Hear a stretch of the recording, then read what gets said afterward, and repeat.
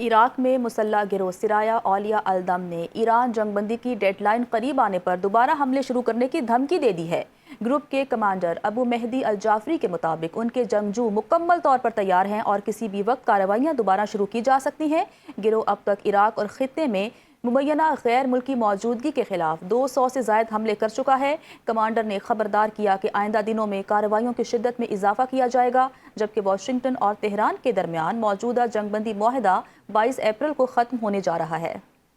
اسرائیل نے لبنانی شہریوں کی جنوبی علاقوں میں واپسی روک دی۔ روسی میڈیا کے مطابق اسرائیلی فوج جنوبی لبنان میں پیش قدمی کر رہی ہے اور ہر طرف آگ لگنے اور تباہی کے مناظر ہیں۔ ویڈیو میں اسرائیلی ٹینکوں کو حزب اللہ کے علاقوں میں دیکھا جا سکتا ہے۔ اسرائیلی وزیر دفاع اسرائیل کاٹیز کا کہنا ہے کہ فوج لبنان کے علاقے میں 12 کلومیٹر اندر داخل ہو چکی اور 55 قصبوں پہ موجود ہے۔ یہ مقام بیروت دمشق کے قریب ہے۔ فوج قبضہ کے لیے تمام علاقوں میں اپنی پوزیشن کو برقرار رکھے ہوئے ہے۔ 5 فوجی ڈویژن اور نیول فورس لبنان میں تعینات ہیں، جبکہ غزہ پٹی کی طرف لبنان میں بھی یلو لائن بنائی جا رہی ہے۔ اب تک اسرائیلی فوج لبنان میں 2294 لبنانیوں کو شہید کر چکی ہے، جبکہ 7500 افراد زخمی اور 12 لاکھ بے گھر کیے جا چکے۔ ہنگری کے نو منتخب وزیر اعظم پیٹر میگار نے اعلان کیا ہے کہ ان کی حکومت بین الاقوامی فوجداری عدالت کے جاری کردہ وارنٹس کا احترام کرے گی اور کسی بھی ایسے عالمی رہنما کو گرفتار کرے گی جس کے خلاف عدالت سے وارنٹ جاری ہوں۔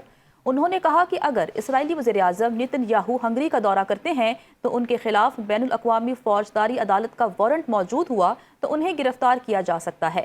مزید کہا ان کی حکومت سابق وزیر اعظم وکٹر اوربان کے اس فیصلے کو روک دے گی جس کے تحت ہنگری کو بین الاقوامی فوجداری عدالت سے الگ کرنے کا عمل شروع کیا گیا تھا۔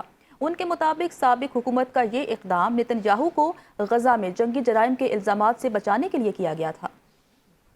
اقوام متحدہ اور یورپی یونین کی مشترکہ تازہ رپورٹ کے مطابق غزہ کی تعمیر نو پر 50 ارب پاؤنڈ سے زائد لاگت کا تخمینہ لگایا گیا۔ رپورٹ میں انکشاف کیا گیا ہے کہ جنگ کے نتیجے میں 60% سے زیادہ آبادی اپنے گھروں سے محروم ہو چکی اور تقریباً 3,70,000 مکانات تباہ ہو گئے ہیں، جبکہ نفس ہسپتال غیر فعال اور معیشت میں 84% تک کمی ریکارڈ کی گئی ہے۔ 19 لاکھ افراد بے گھر ہو چکے ہیں اور اس تباہی کے باعث انسانی ترقی کئی دہائیاں پیچھے چلی گئی ہے۔ رپورٹ کے مطابق آئندہ 18 ماہ میں بنیادی سہولیات کی بحالی، انفراسٹرکچر کی تعمیر اور معیشت کو سہارا دینے کے لیے کم از کم 19.5 ارب پاؤنڈ درکار ہوں گے، جبکہ ماہرین نے خبردار کیا ہے کہ بحالی کے عمل کے لیے مستقل جنگ بندی، مؤثر سیکیورٹی، بلا رکاوٹ انسانی امداد کی فراہمی اور مالیاتی شفافیت ناگزیر ہے۔ برطانوی یونیورسٹی کی جانب سے فلسطین کے حامی طلبہ اور اساتذہ کی جاسوسی کے لیے لاکھوں پاؤنڈز دینے کا انکشاف۔ آکسفورڈ سمیت برطانیہ کی 12 یونیورسٹیوں نے فلسطین کے حامی طلبہ اور اساتذہ کی جاسوسی کے لیے سیکیورٹی فرم کو لاکھوں پاؤنڈز کی ادائیگیاں کی۔ عرب میڈیا کے مطابق اس بات کے ثبوت موجود ہیں کہ یونیورسٹیز نے فلسطین کے حامی طلبہ اور ماہرین تعلیم کی خفیہ نگرانی کے لیے 2022 سے کم از کم 4,40,000 پاؤنڈ انٹیلیجنس فرم کو ادا کیے، جبکہ یہ رقم کیمپس میں احتجاجی سرگرمیوں کی نگرانی کی مد میں ادا کی گئی۔ برطانوی وزیراعظم کے اسٹارمر نے ایپسن اسکینڈل کے مرکزی کردار کے دوست پیٹر میڈلسن کی امریکہ میں بطور سفیر تعیناتی پر معافی مانگ لی۔ کیس اسٹارمر پیٹر میڈلسن کی امریکہ میں بطور سفیر تقرری سے لا علم نکلے۔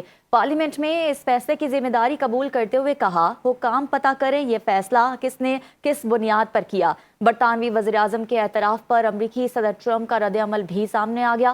ٹرمپ کہتے ہیں کہ اسٹارمر نے کہا انہوں نے واشنگٹن میں سفیر کے انتخاب میں غلط فیصلہ کیا۔ میں اتفاق کرتا ہوں برطانوی وزیراعظم کا امریکہ میں پیٹر میڈلسن کو سفیر نامزد کرنا غلط فیصلہ تھا، تاہم ابھی بھی سنبھلنے کے لیے کافی وقت ہے۔